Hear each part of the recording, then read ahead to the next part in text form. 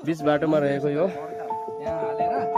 चोक यताको बाटो र यताको 3 बाटोको बिचमा रहेको यो ट्रान्सफर्मर केही समय अगाडिदेखि यही राखिएको अवस्था थियो भने आज यसलाई चाहिँ अफिसमा राखेर प्राविधिकको सहयोगमा चाहिँ जोडान गर्ने भनिएको छ र अहिले भने यो अफिसतिर जाँदैछ यो ट्रान्सफर। धेरै दिनदेखि हाम्रो यो चोकमा बसेको ट्रान्सफर यो अब हाम्रो इलेक्ट्रिसिटीको सहायताबाट जोडान गरिँदैछ। अहिले भने केही दिनको लागि अफिसमा व्यवस्थापनको लागि डल्लपमा जोडिङ भइरहेको छ। 4 जनाले 4 कुण्डलको यो ट्रान्सफर कुनै औजार बिना आफ्नै तागतबाट चाहिँ कार्य भइरहेको छ। मैले यो डल्लफलाई अगाडिबाट एकदम यताउता हल्लिने नदिएर चाहिँ यसरी राखेर चाहिँ भिडियो बनाइरहेको छु। तपाईँहरू यो भिडियो मात्रै बनायो, काम गर्दा हातहरू लगाउनु भनेर यहाँ भिडियो बनाउन लागेको भन्ने लाग्यो होला।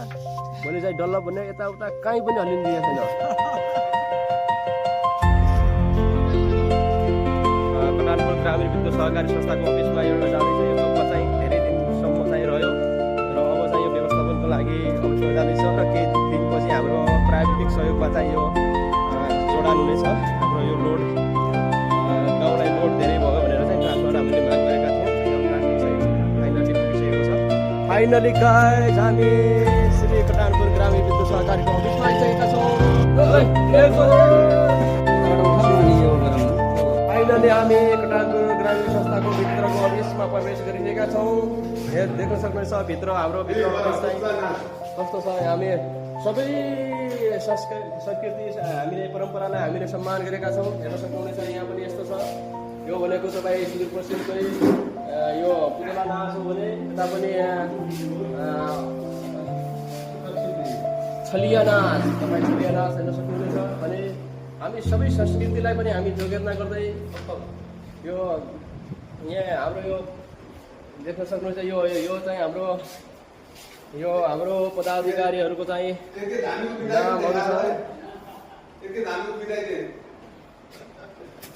योभन्दा पहिलाका प्राविधिकजीलाई बिदाई गरेको यो फोटो हो, तपाईँ देख्न सक्नुहुनेछ। उहाँ चाहिँ अहिले काठमाडौँ नेपालकै राजधानी